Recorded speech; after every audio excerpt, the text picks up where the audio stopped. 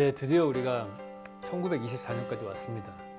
빅뱅부터 시작해가지고 20세기 1924년까지 왔는데 미스 반델로에라는 사람의 일기를 한번 살펴볼게요. 1912년에 만들어졌던 그 쿠렐라 하우스에서 과연 1910년에 만들어진 것도 12년 정도 지난 다음에 이게 얼마만큼 바뀌었는지를 보실까요? 이게 시골 벽돌집이라는 그런 도면입니다. 그 평면도인데 왼쪽이 두스브로의 그 리듬 오브 러시안 댄스라는 그림이거든요. 러시안 댄스의 리듬이라는 그림인데 이거 보시면은 여기에 이 벽돌 시골집에 회색으로 되어 있는 게 실내 공간이거든요. 이렇게 되어 있는 거가. 그리고 이 선들이 막 이렇게 왔다 갔다 직각으로 만나게 돼 있죠. 그거는 사실은 여기 있는 직각으로 되는 이것들을 하고 똑같다고 보시면 되고요. 여기도 보면은 화면상에서 잘 보이시는지 모르겠는데 요만큼이 완전히 백색으로 되어 있습니다. 영역이. 그러니까 쉽게 말해서 이 백색 부분이 여기 회색 부분이라고 보시면 될 것 같아요. 실내 공간. 그래서 평면도 이 건축물의 평면도는 사실은 이 두스브로의 그림하고 거의 똑같다고 봐야 되는 거예요. 근데 이거의 문제점은 뭐냐면은 그림과 3차원 건축이라는 거예요. 사실은 건축물의 평면도라고 하는 거는 3차원을 위에서 내려다본 거잖아요. 2차원으로 눌러가지고 본 건데 보통 1.5m 높이에서 잘라가지고 내려다보는 거거든요. 평면상으로는 똑같지만 실제로 건축을 하게 되면 모양이 어떻게 바뀌냐면은 이걸 보시면 이게 시골 벽돌집을 건축했을 때의 모습이에요. 그냥 박스가 이렇게 올라온 느낌으로 되어 있거든요. 그러니까 내부와 외부가 명확하게 구분되어 있는 벽식 구조로 되어 있는 거예요. 그래서 보통 이 두스브로의 그림은 경계가 모호한 걸로 보이기 때문에 되게 내부와 외부가 관통되어 있는 동양 건축의 가치처럼 보이는데 실제로 지은 걸 딱 보면 전혀 그 느낌이 아닌 거예요. 왜냐하면 아직까지도 벽식 구조로 되어 있기 때문에 그렇다고 볼 수 있습니다. 근데 그러고 나서 몇 년 지난 다음에 미스가 바르셀로나 파빌리온이라는 걸 짓습니다. 그게 이제 저는 이익이라고 봐요. 이때부터 기둥이라고 하는 거를 적극적으로 쓰게 됩니다. 제가 전반부에 앞선 강의에서 말씀을 드릴 때 서양 건축은 벽 중심의 건축이고 동양의 건축은 기둥 중심의 건축이다 이렇게 말씀을 드렸죠. 기둥 중심의 건축이 된 이유는 목재를 써야 되기 때문에 그렇게 됐다. 근데 서양 건축에서 목재를 대체할 수 있는 기둥을 만들 수 있는 재료가 나왔어요. 그게 다름 아닌 철골 구조입니다.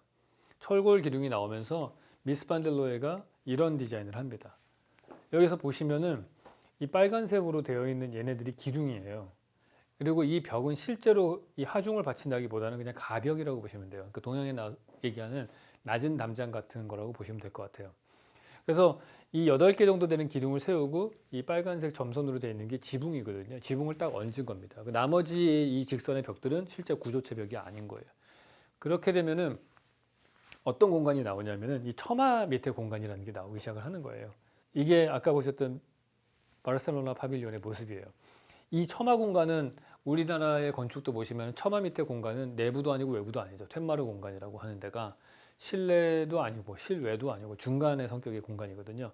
그런 처마 밑 공간이 나오기 시작을 하고 다른 말로 얘기하면 기둥 중심의 건축이 되고 그 얘기는 다른 말로 하면은 지붕 중심의 건축이 되는 거예요. 동양처럼. 그래서 미스의 또 다른 작품인 베를린 내셔널 뮤지엄을 보면은 이렇게 처마가 엄청나게 큰 공간이 나옵니다. 이 지붕만 만들어 놓은 것들이 나와요. 그래서 건축할 때도 이 지붕 먼저 만들고 얘를 이렇게 올려가지고 점점 건축을 하거든요. 되게 독특한 그런 지붕과 처마의 건축이 나오기 시작을 합니다. 근데 그렇게 해서 만들어진 이 바르셀로나 파빌리온의 공간의 특징이 얼마나 동양하고 비슷한지를 제가 이렇게 비교해 놓은 것들을 한번 보시면은 위에 있는 건축물이 동양의 건축이에요. 그리고 아래에 있는 건축물이 바르셀로나 파빌리온의 사진입니다. 비슷한 것들을 보면은 여러분들이 보시고 나서도 잘 모르실까봐 옆에 그림을 이렇게 그려놨거든요. 그렇죠? 뭘 봐야 되냐면은 이게 벽으로 이렇게 가벽들이 서 있죠. 공간 구조가 되게 비슷하고 이 구도가 되게 비슷해요. 공간의 구도가. 동양 건축의 특징들이 나오는 겁니다. 그 다음 또 보시면은 이것도 역시 이런 기둥이 있고 여기에 있는 이런 철골 기둥이 하나 서게 되고 그다음에 이렇게 오픈돼 있고 여기도 오픈돼 있고 이런 뭐 가벽처럼 되어 있는 창문이 있으면은 여기도 이런 뭐 창틀만 되어 있는 것들이 나오고 되게 비슷하고요. 그 다음 사진 보여주시면은 이게 로얀지라고 하는 그 일본의 그 젠 가든인데 낮은 담장이 있고 낮은 담장 너머로 나무가 보이죠. 바르셀로나 파빌리온에 낮은 담장이 있고 낮은 담장 너머로 나무가 보입니다. 아까 지난 시간에 제가 이 선의 정원에서 얘는 바다를 뜻한다고 했죠. 수공가. 그거를 그냥 무조건 진짜 그냥 직선적으로 물을 넣었을 뿐이에요. 그냥. 거의 구도가 똑같다고 보시면 됩니다. 그 다음 얘도 공간 구도가 툇마루가 있지만은 툇마루 대신 데크를 만들어 놨어요. 모래밭 바다 대신에 진짜 물을 넣고요. 돌 대신에 조각품을 세워놓고 낮은 담장이 있고 담장 너머로 보이고 처마 공간이 있고 처마 공간이 있고 공간 구조가 거의 똑같다는 걸 볼 수 있죠. 다음 보시고 얘도 로얀지고요. 그러니까 로얀지의 낮은 담장과 수공간을 상징화한 거가 실제로 낮은 담장과 수공간이 있고 돌 대신에 조각품 넣어놓고 똑같고 처마 있고 처마 있고 데크 있고 대신에 툇마루 있고 실제로 재료만 바뀌었다 뿐이지 공간 구조는 거의 똑같다고 봐야 됩니다. 제가 설명드린 것처럼 거의 동양의 가치들이 나오기 시작해요. 그 이유는 뭐냐면은 두 건축물 다 기둥 구조를 썼기 때문에 그래요. 근데 바르셀로나 파빌리온은 그게 쉬웠던 거가 이건 전시장이거든요. 그래서 실질적으로 사람이 사는 집이 아니에요. 근데 이걸 실제로 사람이 사는 집을 디자인할 때 1935년에 보면은 이 사람이 허블 하우스라는 걸 짓거든요. 그러니까 다시 서양 스타일로 넘어가요. 저는 이 건물을 약간 짬짜면 같다고 생각을 하는데 동양과 서양의 특징이 반반씩 섞여 있어요. 어찌 보면 약간 좀 스마트하기도 합니다. 예를 들어서 화장실 같은 것들은 벽으로 구획이 돼야 되잖아요. 부엌 같은 것들. 이런 건 벽 중심의 건축으로 되어 있어요. 이쪽 조는. 근데 거실이라든지 아니면 이런 앞에 있는 데크 같은 것들은 기둥 중심의 건축이 되어 있습니다. 이렇게 보시는 것처럼 이런 기둥들이 박혀 있어요. 그래서 벽 구조하고 기둥 구조를 적절하게 섞었습니다. 거기다가 낮은 담장 같은 걸 이렇게 만들어 놨어요. 그래서 되게 독특하죠. 여기는 담장이 우선되고 데크가 바깥으로 튀어나옵니다. 여기는 보시면 데크가 있는데 담장이 우선해서 담장이 치고 들어와요.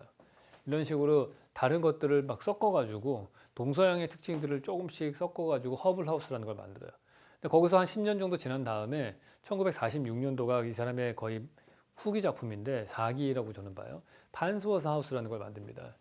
얘는 뭐 완벽하게 거의 한옥과 거의 똑같다고 볼 수 있어요. 공간 구조가 이 지형이 어떻게 되어 있는 곳이냐면 이제 물이 많이 차는 데예요.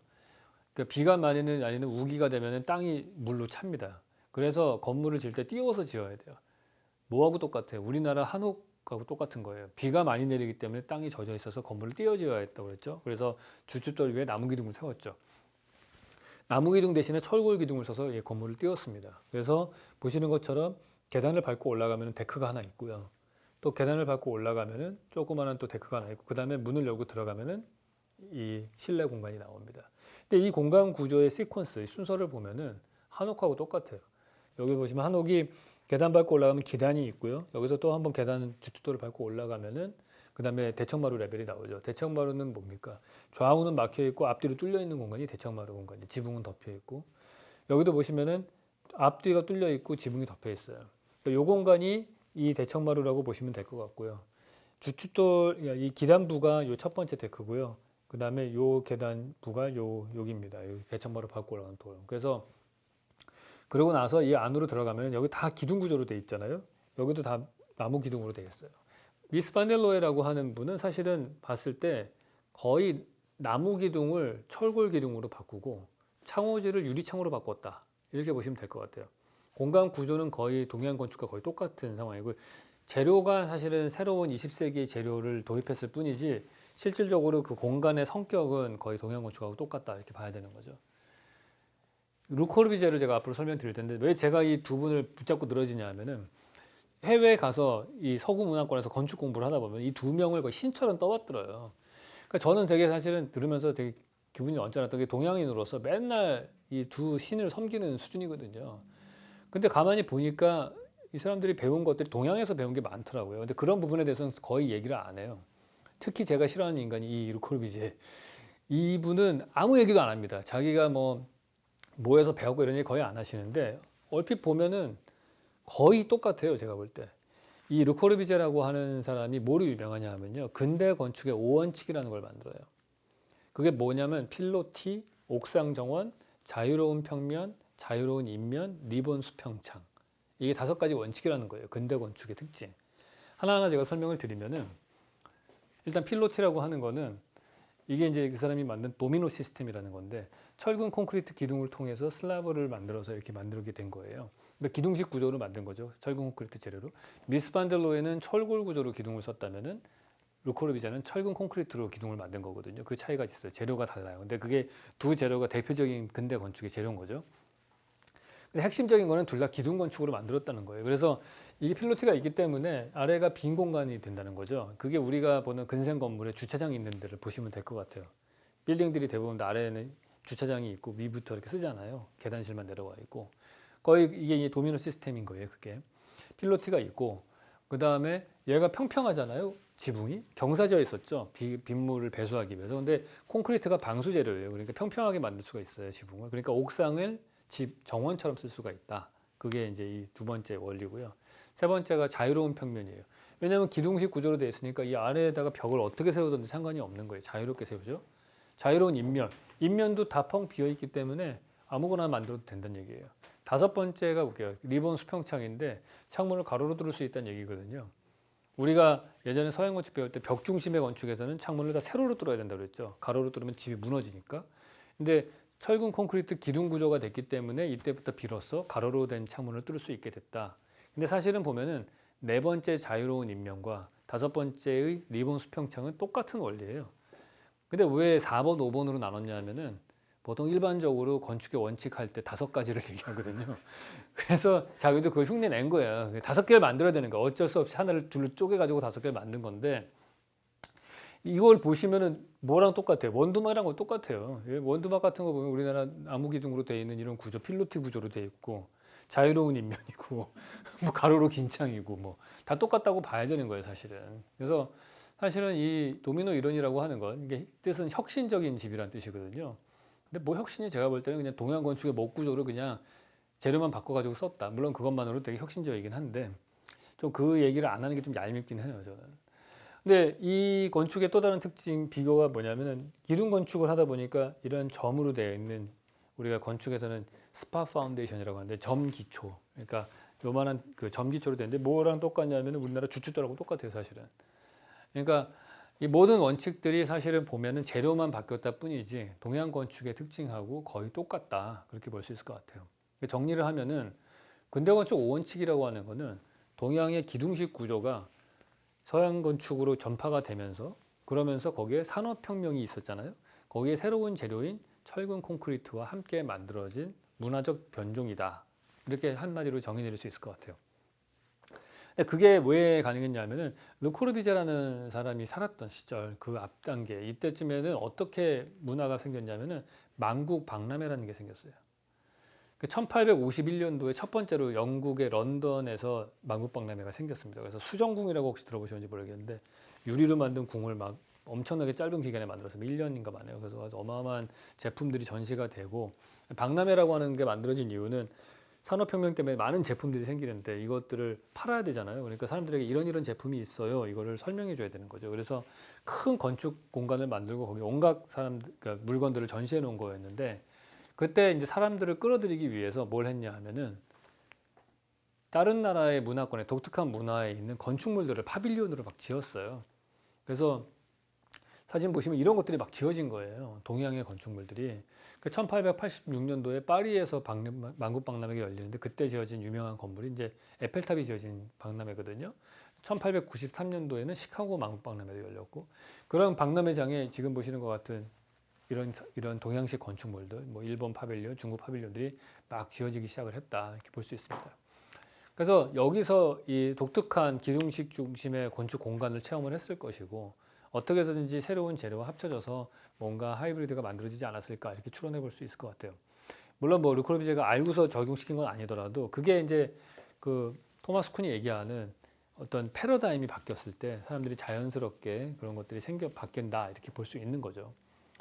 그러니까 이 르코르비제라는 분이 일기가 있어요. 그게 뭐냐면 1922년도에 만들어진 빌라 바크레송이라는 게 있습니다. 이 당시에 이게 빌라 바크레송의 모습인데 평면도만 딱 보더라도 이거는 제가 대충 기하학적으로 그냥 분석해 놓은 거거든요. 그냥 눈에 딱 봐도 보이잖아요. 이런 규칙들이. 그러니까 이런 기하학적인 룰에 의해서 이 벽의 위치가 정해지는 거예요. 그러니까 인면도 한번 보여주세요.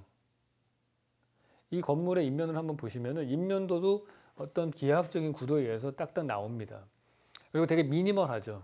이게 이 당시에 되게 큰 어떻게 보면은 변화였어요.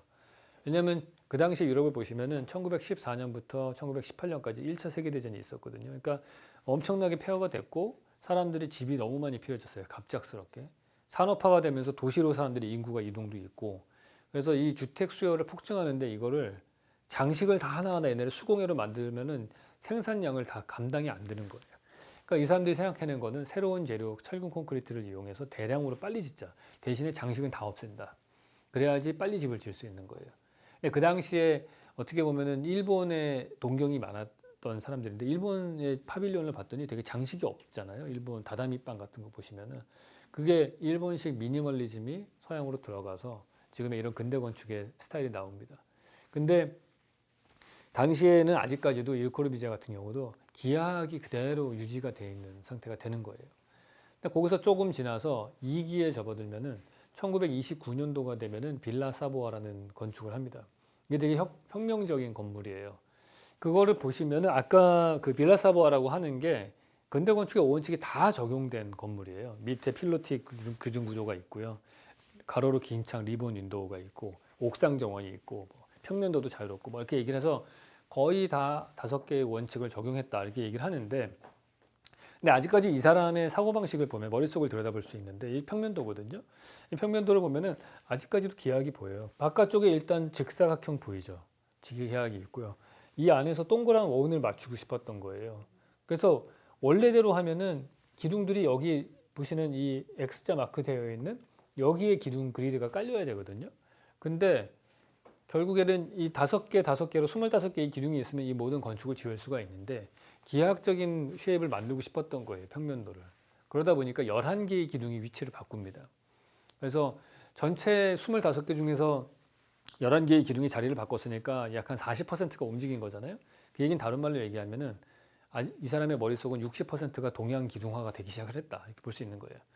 그러니까 한 절반 좀 넘게 넘어왔습니다. 그 재미난 거는 이 공간을 한번 보시죠. 거의 동양의 건축물들하고 거의 차이가 없어요. 공간이 있고 지붕이 있는 밑에 공간을 쓸 수 있게 돼 있고. 또 다른 사진 한번 보여주시죠. 빌라사보의 모습인데 이런 기둥들이 바깥에 노출돼 있고 처마 공간이 있고, 여기도 마찬가지로 처마 공간이 있죠. 다음이요. 여기가 물에 떠 있는데 이건 빌라사보아는 아니고 얘는 판스워드 하우스입니다. 그러니까 바닥이 보시는 것처럼 이렇게, 이거는 이제 미야지마라고 하는 신사인데 물이 차거든요, 여기에. 그러니까 이거를 띄워가지고 이제 지을 수 있게 한 거예요. 젖지 않게 하려고. 그래서 마찬가지로 이것도 똑같은 원리죠. 이거는 그 아까 말씀드렸던 미스 반델로의 판스워드 하우스인데, 이것도 마찬가지로 물이 차니까 이제 띄워서 지은 거고. 그 다음 사진 보여주세요. 이게 일반적인 전통 기둥의 가옥이고요. 얘가 그 판스워드 하우스 안에서 본 기둥으로 바깥 경치가 보이는 모습이죠. 유리창으로 보이는 거. 얘가 이제 빌라사보아의 모습입니다. 얘도 기둥 구조로 되어 있고요. 바깥에 리본 윈도우로도 바깥 경치가 보이는 이런 식으로 구조가 되어 있어요. 그래서 이 모든 것들이 다 기둥식 구조를 띠면서 공간들이 점점 비슷해져요. 근데 말씀드린 대로 60% 정도만 진행이 됐고요. 40%는 아직까지도 기하학의 잔재가 남아있다, 이렇게 볼 수 있습니다. 그 다음으로 한참 지나가지고 1954년이 되면은 르코르비제의 3기에 접어들어요. 밀 오너스 하우스라는 집이 나오게 됩니다. 이 빌딩은 평면도가 이렇게 돼 있어요. 좀 바뀐 건 뭐냐면은 조금 더 자유로운 곡선이 나오기 시작을 합니다, 평면도에. 그리고 가로가 5개의 기둥줄, 세로가 4줄인데 총 20개의 기둥이 박혀야 되는데, 그 중에서 한 12개 정도가 기둥이나 혹은 내력벽으로 이렇게 대체가 돼 있어요. 그러니까 12개의 기둥이 이제 내력벽으로 대체가 됐는데, 특이하게도 여기서는 기하학적인 곡선은 아니에요. 되게 자유로운 곡선이 나오기 시작을 했다. 이게 특징적이라고 볼 수 있습니다. 그래서 보시면은 이런 곡선들, 얘는 어느 기하학도 아닌 곡선이 나오기 시작을 하죠. 원래 기둥이 있어야 되는 자리인데 이것들이 이제 벽으로 대체가 되기 시작을 했어요. 그렇죠? 아직까지도 끝까지 안 변하는 건 뭐냐면은 바깥의 바운더리가 직사각형이에요. 그 안에 틀 안에서 마치 우리가 서양 건축 그림의 액자 안에서 계속 그리는 것처럼 그거를 깨트리질 못해요.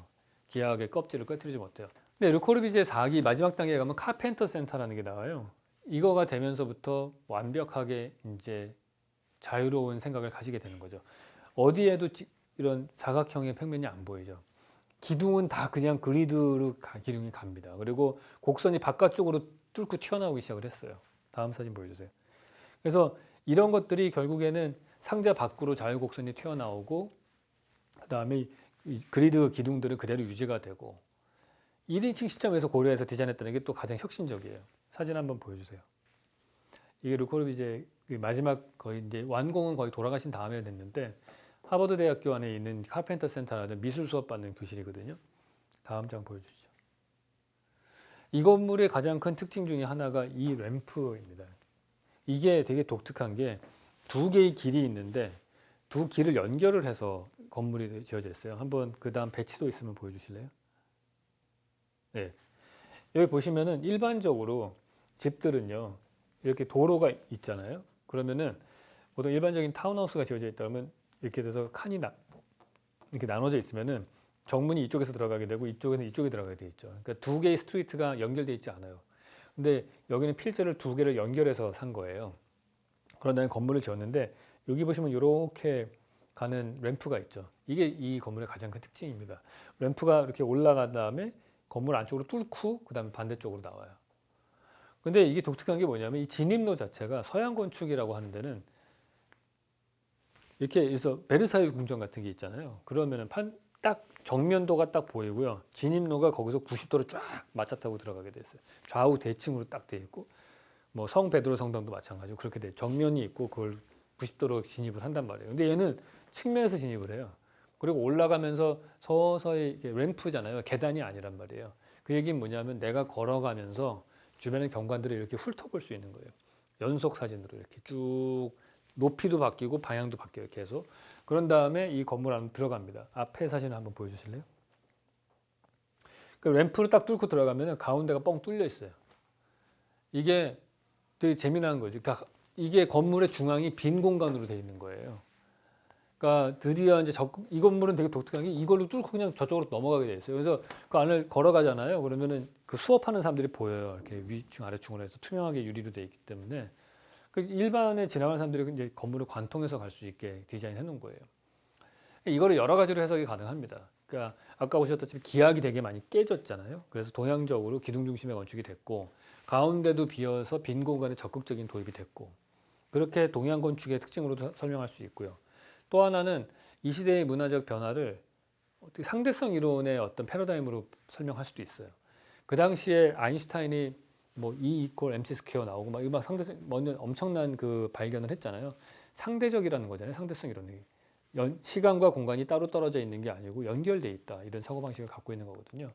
그렇기 때문에 그 어떻게 보면은 새로운 문화를 만들 때 그 당시에는 시간의 개념을 갖고 왔다 얘기를 해요. 시공간이라고 하는 게 공간의 시간을 합친 거잖아요. 앞서서 말씀드린 모빌이라고 하는 거의 작품도 사실은 모빌이 움직이는 것들을 관계의 변화로 해석할 수 있지만은 전통적인 미술사 쪽에서는 시간의 개념을 조각에 도입했다 이렇게 얘기를 합니다. 아까 보셨던 르코르비제도 기악을 깨트리고 가운데 빈 공간을 넣었다 이렇게 동양적인 밸류로 설명을 할 수도 있지만은 다른 한편으로는 움직이면서 계속 연속 사진으로 보는 거예요. 그게 영화랑 비슷하다는 거죠. 그러니까 내 눈이 활동 사진에 이 카메라처럼 해서 이렇게 움직이면서 그것들을 찍어가지고 건축 공간이라고 하는 거를 우리의 머릿속에다가 집어넣게 하는. 그래서 영화의 개념과 르코르비제의 그 카펜터 센터와 어떤 상대성 이런 것들이 다 시간의 개념이 들어간 예술이다 이렇게 볼 수 있는 거죠. 그러니까 우리가 이제 이 르코르비제하고 미스 반델로에를 보면서 배워야 될 점이 있어요. 이 두 거장이라는 사람이 새로운 생각을 만드는 방식입니다. 정리를 하면은 이분들이 만든 방식은 기술과 다른 문화를 합친 거예요. 기술이라고 하는 거는 철골 구조라든지 철근 콘크리트라는 새로운 재료, 그 다음에 다른 문화라고 하는 동양의 문화를 합쳐가지고 보셨던 펜스워드 하우스도 만들고 카펜터 센터 같은 건물도 만드는 겁니다. 그냥 후발주자 건축가들은 기술만 따라하는 거예요. 기술만 따라하면은 국제주의 양식이 되는 거예요. 그러니까 새로운 하이브리드가 안 나오는 거죠. 그 카를로 로벨리라는 분이 쓴 이태리 물리학자분인데 그분이 쓴 책 중에 보이는 세상은 실제가 아니다라는 책이 있는데 거기서 나온 얘기가 있어요. 뉴턴의 만류인력 법칙이라고 하는 거는 어떻게 해서 만들어졌냐 하면은 지구상의 물체의 움직임을 관찰한 갈릴레오라는 천재 과학자가 있죠. 그 사람의 생각과 하늘의 천체의 엄청나게 큰 천체의 움직임을 관측한 케플러라는 사람의 생각을 합친 거다. 그래서 만류인력의 법칙을 만들었다는 거예요. 되게 중요한 또 이 과학자 중에 한 분이 패러데이하고 맥스웰이라는 사람이 있어요. 전자기 방정식이라는 걸 만들었는데 이분은 전기에 대한 연구를 하시는 분하고 자기에 대한 연구를 하시는 분이 합쳐져 가지고 전자기 방정식을 만든 거예요. 아인슈타인의 특수상대성 이론이라고 하는 거는 뉴턴의 역학 있었잖아요. 수백 년 된. 그거에다가 맥스웰이라고 하는 전자계학이 서로 이렇게 괴리를 이뤘거든요. 말이 안 돼. 이 둘이 얘기하는 게. 그래서 그 괴리를 해결하기 위해서 아인슈타인이 특수 상대성 이론이라고 하는 걸 만듭니다. 그래서 두 가지를 다 설명할 수 있게 만드는 거예요. 일반 상대성 이론이라고 하는 거는 뉴턴의 역학하고 특수 상대성 이론이 서로 또 말이 안 돼요. 괴리가 일어나요. 그래서 그 충돌을 해결하기 위해서 일반 상대성 이론이라는 걸 만들어요. 역사상으로 보면 뛰어난 생각들은 서로 모순되는 어떤 다른 생각들을 하나로 화합시키려는 노력에서 시작됐다, 이렇게 볼 수 있어요. 이 보시면은 두 건축가라고 하는 사람들을 우리가 이해하려면 유럽에 베이스를 둔 사람들인데 다른 지역의 문화를 일상에서 접할 수 있는 첫 번째 세대의 사람이라고 볼 수 있어요. 아까 보셨던 만국 박람회라든지 여러 가지 것들을 통해서 과거에는 다른 문화라고 하는 거는 마르코 폴로 같은 사람들이 전문 장사꾼들이 엄청 고생해서 몇 년 걸려서 동방에 한번 갔다 오고 뭐 무슨 동방 견문학 같은 뻥을 쳐도 아무도 모르고 막 이런 그런 시대였잖아요. 근데 지금은 삶의 터전을 떠나지 않고도 타 지역의 문화를 접할 수 있는 그런 시대가 된 거죠. 거기다가 유럽에는 산업혁명이라는 게 일어났어요. 그러니까 다른 문화, 그 복받은 세대예요. 사실은 보면 그 당시에 유럽의 건축가라고 하는 거는 산업혁명인 기술혁명과 다른 문명이라고 하는 문화라고 하는 것들, 타 지역의 문화 유전자를 융합할 수 있는 그러한 어떤 해양무역의 혜택을 본 사람들인 거죠. 기술혁명과. 그래서 그거를 통해서 이 사람이 하이브리드 된 걸 만든 거예요. 그래서 제가 이 장시간을 떠든 이유는 이 사람들의 밸류에서 이거를 산업혁명 기술로만 해석해서는 안 된다는 얘기예요. 동양의 가치들을 제가 지난 7개의 강의를 통해서 주장창 설명을 드렸던 그런 특징들이 분명히 녹아져 들어가 있는 것들이 보이잖아요. 그래서 그런 걸 보면은 이 기술만을 통해서 새로운 생각이 만들어지는 것은 아니다. 기술만 생각을 하면은 그게 획일화가 될 수 있는데 거기에 문화를 접목시켰을 때 새로운 생각들이 만들어진다. 이렇게 보는 겁니다. 이게 이제 20세기 초반까지 얘기였고요. 다음 시간이 되면은 루이스 칸이라는 어떤 건축가와 안도 다다오를 얘기를 할 겁니다. 그거에 대해서는 다음 시간에 계속 설명을 드리도록 하겠습니다.